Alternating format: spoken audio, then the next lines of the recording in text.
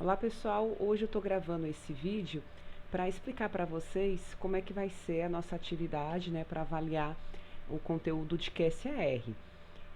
Eu estou propondo uma atividade com finalidade didática, tá? Claro que isso não é executado da maneira como nós vamos fazer aqui, mas para vocês entenderem um pouco dos parâmetros que são utilizados para se definir, né, para se chegar numa equação de QSAR.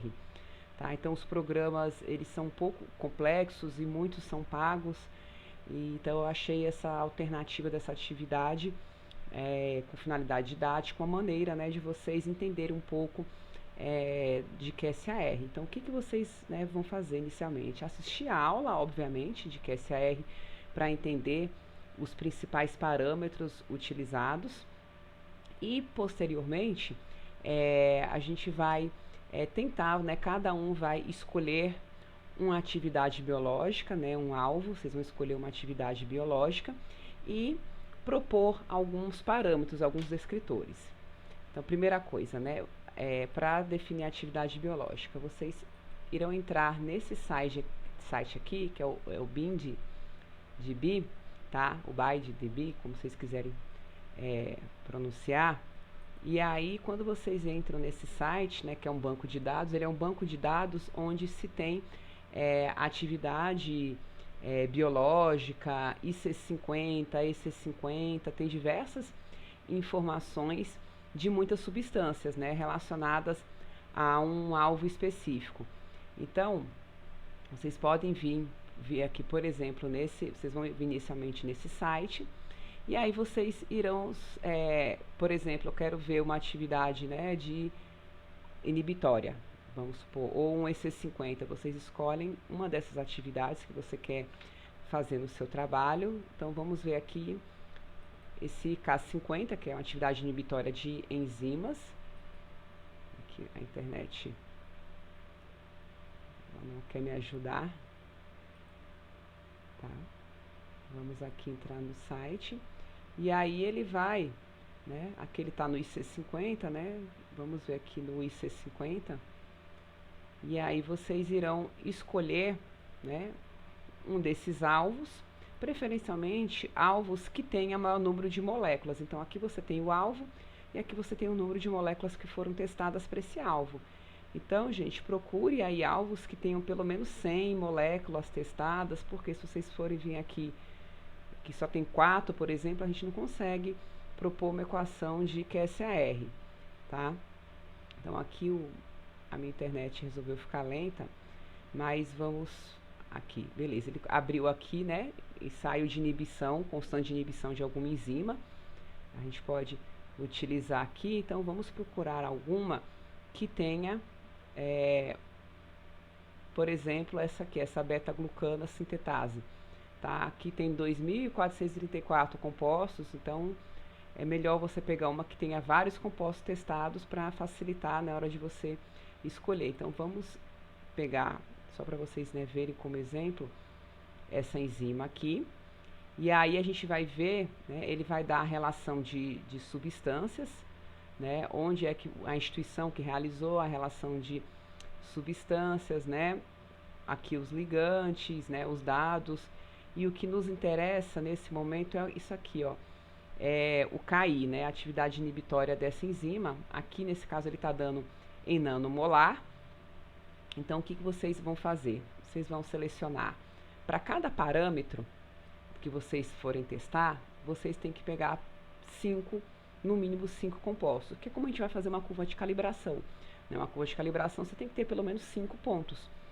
E aí, preferencialmente, você vai pegar em escalas de diferente nível de atividade. Que se eu pegar só moléculas que têm alta atividade, eu não vou ter uma curva, né? Vai ficar todo mundo lá em cima. Então peguem faixa de valor alta, média e baixa para a gente construir a curva. Então, por exemplo, eu tenho aqui essa primeira molécula, né, com KI de 0,28, essa aqui de 0,390, 0,400, 0,550. Então peguem diferentes faixas. Aqui, obviamente, né, quanto menor a concentração, mais potente. Então você vai pegar aqui, né, vamos supor, eu pegaria esse de 0,200 80, 0,290. Esse aqui está muito próximo, tá? Aí eu pegaria esse aqui de 0,550, 0,730, 1,2, né?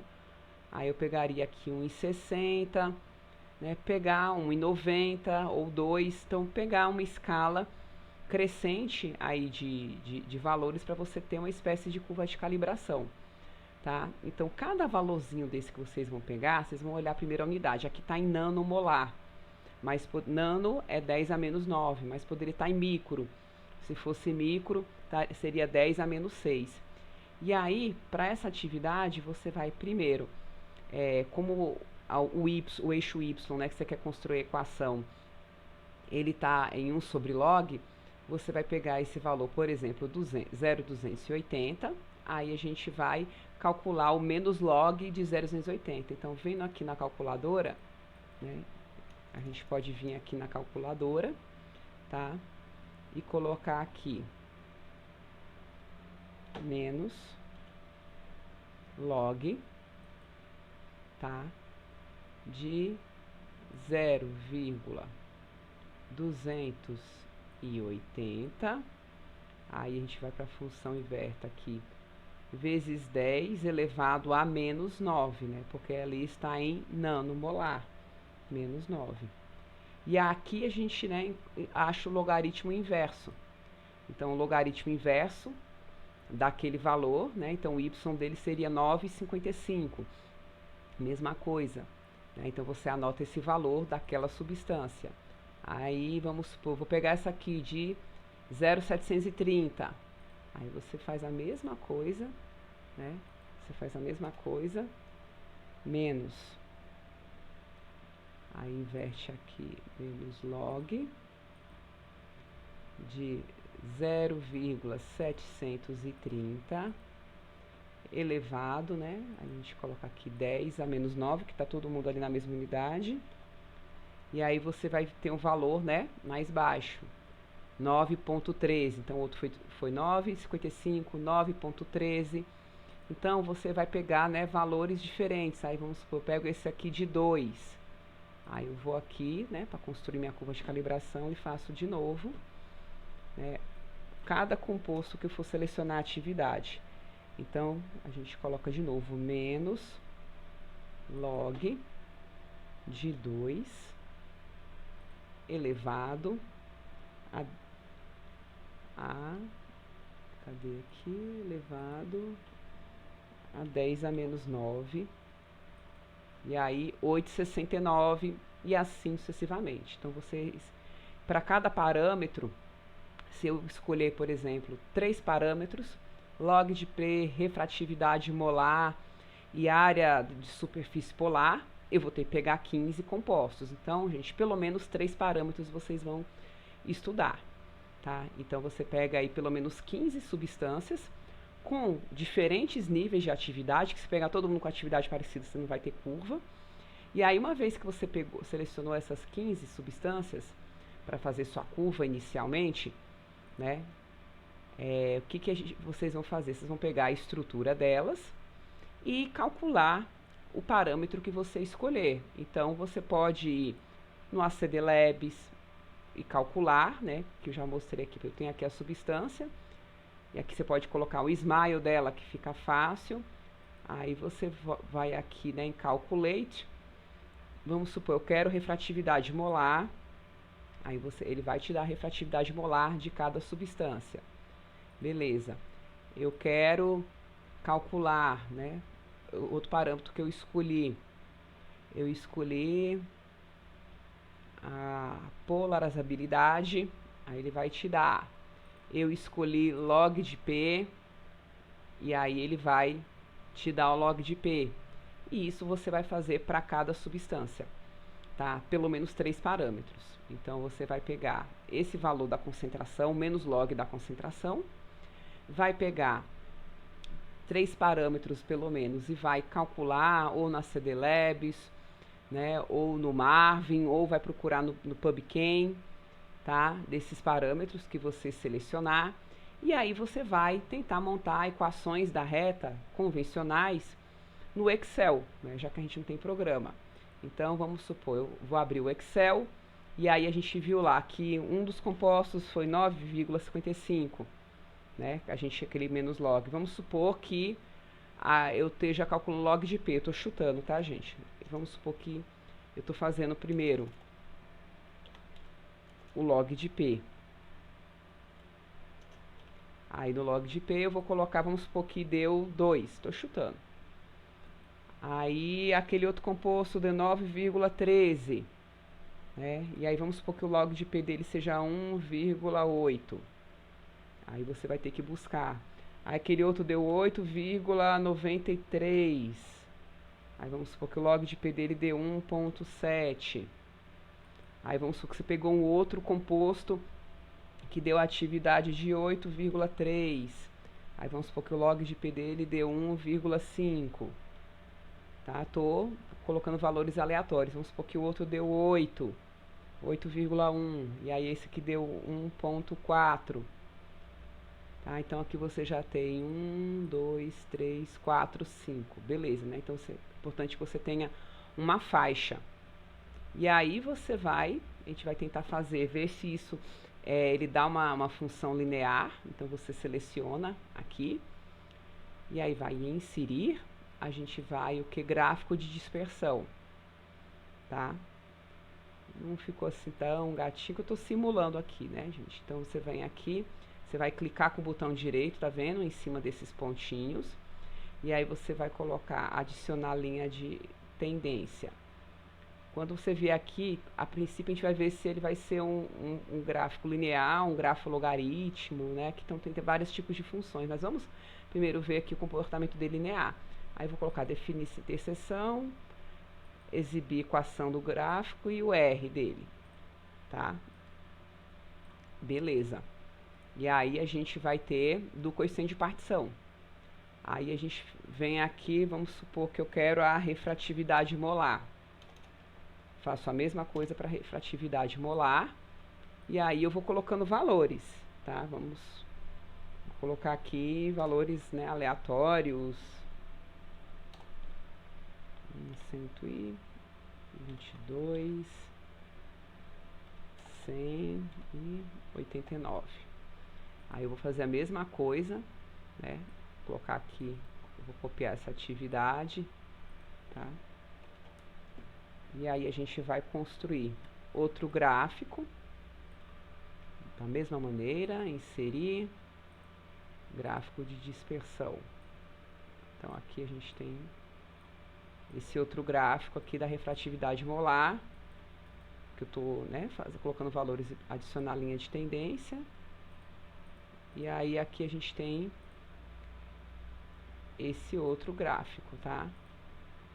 Com R horrível, tá? Esses dados que eu coloquei, o R dele está horrível, tá? Esse aqui ainda tem o R um pouco melhor, tá?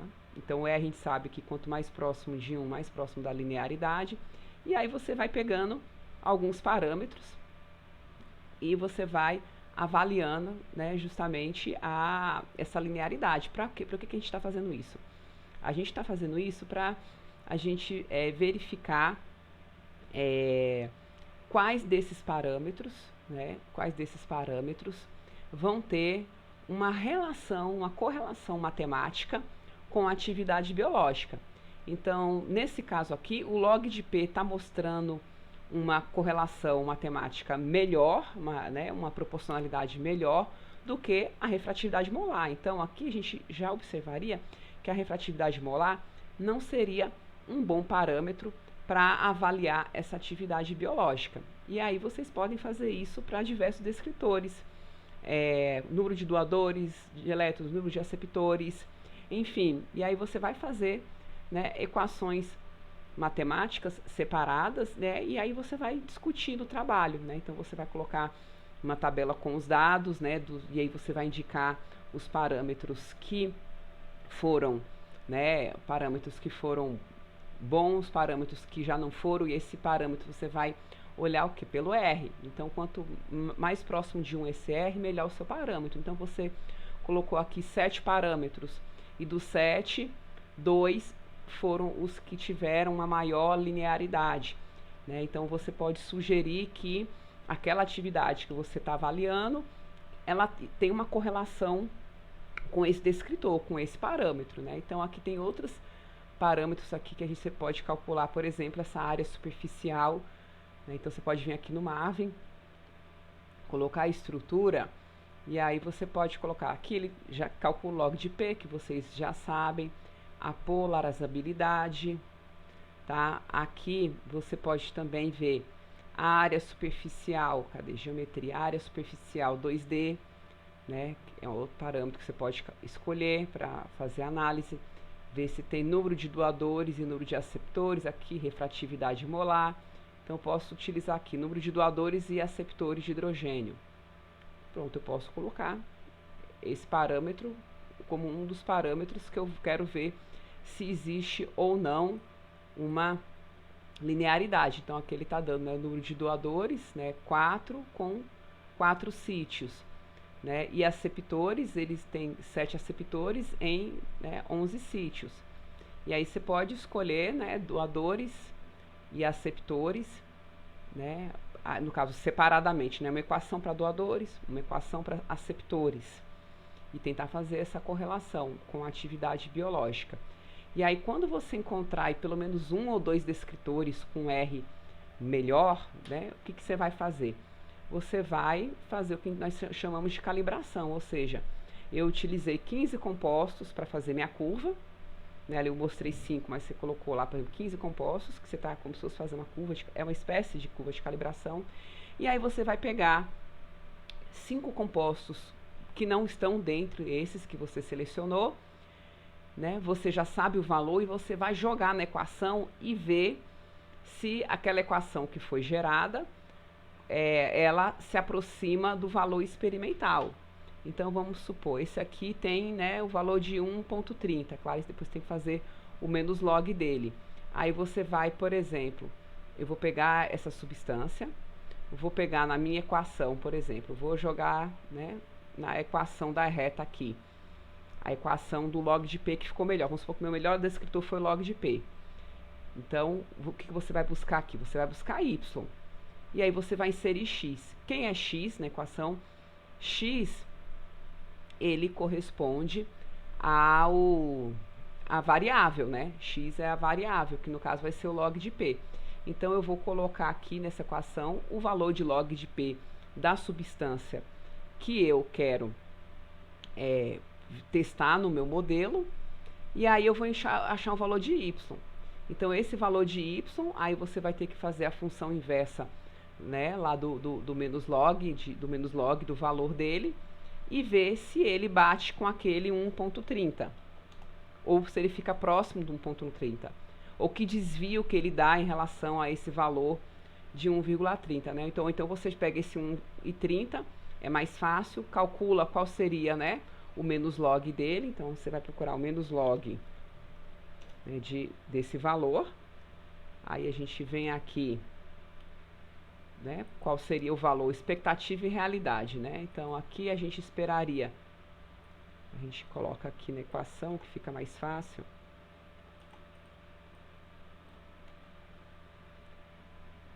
Que é menos log, né, de 1,30. Aí aqui vezes 10 a menos 9. Então, pela equação, a gente esperaria que ele desse um valor de 1,88, tá? Então aqui seria de 8,88. E aí a gente vai ver, né, esse aqui é o valor o quê? O valor, né, teórico da atividade. E aí quando você colocar na equação, você vai procurar o que? Esse Y. Você vai botar, por exemplo, log de P dele e vai ver se esse Y, se ele está muito próximo de 8,88, ou se ele está muito longe de 8,88, e você vai discutir. É claro, gente, aqui provavelmente os valores vão ficar muito ruins, as equações não vão ficar boas, tá? Porque a gente precisaria de programas um pouco melhores para avaliar esses descritores, mas o meu objetivo é que vocês, né, entendam do ponto de vista, né, teórico, né, a minha questão aqui é a didática, é vocês entenderem como funcionam essas equações de QSR, né, que esses descritores, né, é uma matriz bastante complexa, são softwares que não são simples, muitos são pagos, então a gente vai tentar fazer uma simulação no Excel só com finalidade didática. Isso não quer dizer que as pessoas fazem, né, assim, né, é feito com programas melhores do que o Excel, mas aqui serve apenas para vocês entenderem. E aí vocês irão discutir isso, né, vocês podem colocar isso em forma de slide, né, colocando as estruturas, colocando a tabelinha com os valores dos descritores que você colocou, né, das substâncias, o valor da atividade, calculando esse menos log da atividade deles, e aí vocês irão discutir esses descritores, né, e segundo esse seu experimento, quais descritores seriam melhor para avaliar essa determinada atividade que você está investigando, e aí você vai escolher, né, não uma, mas pelo menos 3 substâncias, né, 3 a 5 substâncias, para fazer esse cálculo teórico e ver, não, essa bateu, e 3 a 5 substâncias que tenham valores de IC diferentes, tá? Mas dentro daquela faixa de IC que você, de concentração inibitória, de KI que você selecionou. Então eu vou pegar a minha curva, eu peguei os KIs, né, ali entre 0,290 e 2, então eu vou pegar um com 0,5, um com 0,7, um com 1,5, por exemplo, que estejam dentro da sua curva. É como se fosse uma curva de calibração. E aí você vai ver se esse valor vai bater, ou se ele vai ficar muito diferente. Se ele ficar muito diferente, né, significa que a sua equação ela não está adequada para avaliar essa atividade, né? Então, é uma atividade apenas, gente, com finalidade didática, que eu estou propondo para vocês. Então, vocês, né, se atentem bastante lá no Moodle. E aí eu fico aguardando o envio e vou dando as orientações à medida que forem surgindo as dúvidas.